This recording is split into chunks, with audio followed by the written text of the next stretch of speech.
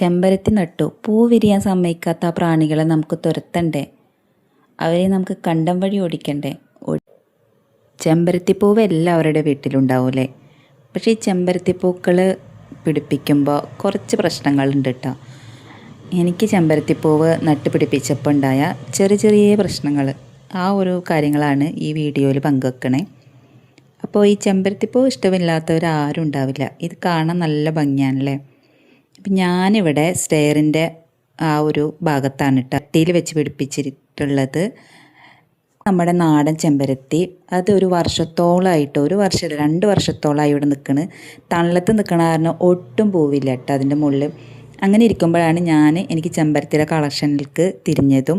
പിന്നെ ഓരോരോ കൊമ്പുകൾ ശേഖരിച്ചിട്ട് നമ്മൾ ഓരോ വീട്ടുകളിൽ നിന്ന് മേടിക്കുന്ന കൊമ്പുകൾ ചട്ടിയിൽ വെച്ച് പിടിപ്പിച്ചിട്ട് ഇപ്പം നല്ല അത്യാവശ്യം നല്ല രീതിയിൽ മുട്ടൊക്കെ വന്ന് അടിപൊളിയായിട്ട് പൂവൊക്കെ ഉണ്ടായി തുടങ്ങിയിട്ടുണ്ടേ.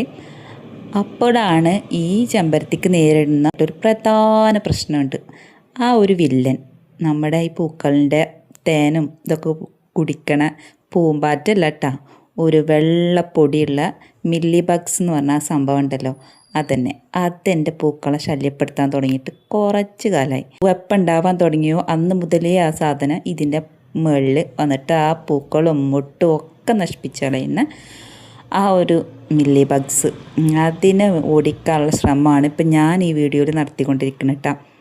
2-3 പരിപാടി ഉണ്ട്. ആ 3 പരിപാടിയിലും നല്ല അടിപൊളിയായിട്ട് റിസൾട്ട് തന്ന ഒരെണ്ണം ഞാൻ പറഞ്ഞുതരാം.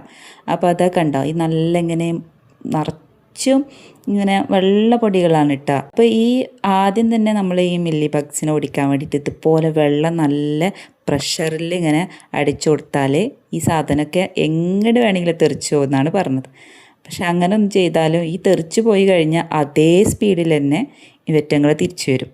അപ്പോൾ ഇത് ഞാൻ ചെയ്ത് നോക്കിയിട്ട് എപ്പോൾ നനച്ചു കൊടുക്കുമ്പോഴും ആ ഒരു വെള്ളപ്പൊടി കളയാൻ വേണ്ടിയിട്ട് ആ രീതിയിൽ ഞാനിങ്ങനെ സ്പ്രേ ചെയ്ത് കൊടുക്കട്ടോ വെള്ളം. പക്ഷെ അത് ഏറ്റില്ല. രണ്ടാമത് ഞാൻ നല്ല വെളുത്തുള്ളിയുടെ തൊലി ഇങ്ങനെ നന്നായി തിളപ്പിച്ചിട്ട് അത് സ്പ്രേ ചെയ്ത് കൊടുക്കാമെന്ന് വിചാരിച്ചേ. അപ്പോൾ വെളുത്തുള്ളിയുടെ തൊലി നന്നായിട്ട് തിളപ്പിക്കുക. എന്നിട്ട് ആ ചണ്ടിയൊക്കെ ഇങ്ങനെ പിഴിഞ്ഞെടുത്തിട്ട് ഒരു കുപ്പിയിൽ കൊഴിച്ചിട്ട്, നേർപ്പിക്കേണ്ട ആവശ്യമൊന്നുമില്ല കേട്ടോ, വേണമെങ്കിൽ നേർപ്പിക്കാം.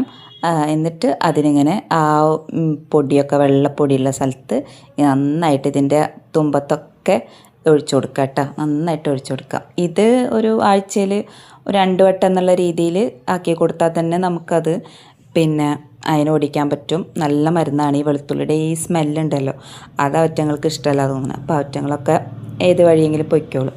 അപ്പം ഞാൻ കമ്പ് പിടിപ്പിക്കുന്നത്, ചെമ്പരത്തിയുടെ കമ്പ് പിടിപ്പിക്കുന്നത് ഇതേപോലെ ഒഴിഞ്ഞിരിക്കുന്ന നനവ് വരുന്ന സ്ഥലങ്ങളിൽ കമ്പ് പിടിപ്പിക്കുന്നിട്ട് ഏകദേശം അതൊക്കെ ഒന്ന് പിടിച്ച് വന്നു കഴിഞ്ഞാൽ, നല്ല ഇലകളൊക്കെ വന്നു കഴിഞ്ഞാൽ നമുക്ക് ഈ വേര് ഇതിൽ നിന്ന് പറിച്ചെടുക്കാൻ പറ്റും കേട്ടോ.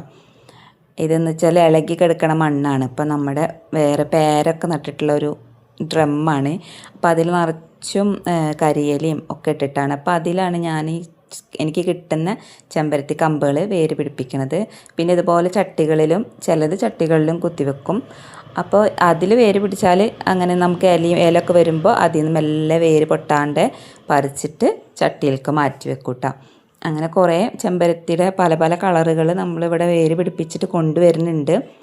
അതൊക്കെ ഇനി ഒന്ന് വലുതായി ഏകദേശം ഒരു 3-4 മാസം കഴിയണം കേട്ടോ, നന്നായിട്ടൊന്ന് പൂവൊക്കെ ഉണ്ടായി തുടങ്ങണമെങ്കിൽ.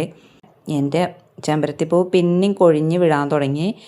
അപ്പോൾ ആ ചെമ്പരത്തിപ്പൂവ് പൂക്കൾ അങ്ങനെ മുട്ടൊക്കെ വരും, പിന്നെ 2 ദിവസം കഴിഞ്ഞാലും കൊഴിഞ്ഞു വീഴും, പൂവ് വിരിയാനായിട്ട് മുന്നേ തന്നെ. അപ്പോൾ ഞാൻ അതിന് പരിഹാരമായിട്ട് മില്ലി ബഗ്സിന് എന്താ പറയുക, കണ്ടം വഴി ഓടിക്കാൻ വേണ്ടിയിട്ട് ഇതവിടെ ഒരു സൂത്രം കാണിക്കുന്നുണ്ട്. നമ്മുടെ ചീനമുളക് ഒരു 3 എണ്ണം, 2 അല്ലി വെളുത്തുള്ളിയും കൂടിയിട്ട് നന്നായിട്ട് കുത്തിച്ചതച്ചെടുക്കുക കേട്ടോ. എന്നിട്ട് അതിനെ നമ്മളൊരു ഗ്ലാസ്സിലേക്ക് ഇടുക. ഗ്ലാസ്സിലേക്ക് ഇടണമെന്നൊന്നുമില്ല കേട്ടോ, ഒരു കുപ്പിയിൽ കിട്ടാൽ മതി. എന്നിട്ട് അതിലേക്ക് നമ്മുടെ പാത്രം കഴുകണ ആ ലോഷൻ ഉണ്ടല്ലോ, ഡിഷ് വാഷിൻ്റെ ലിക്വിഡ് ലോഷൻ, അപ്പോൾ അത് ഒഴിച്ചു കൊടുക്കുക.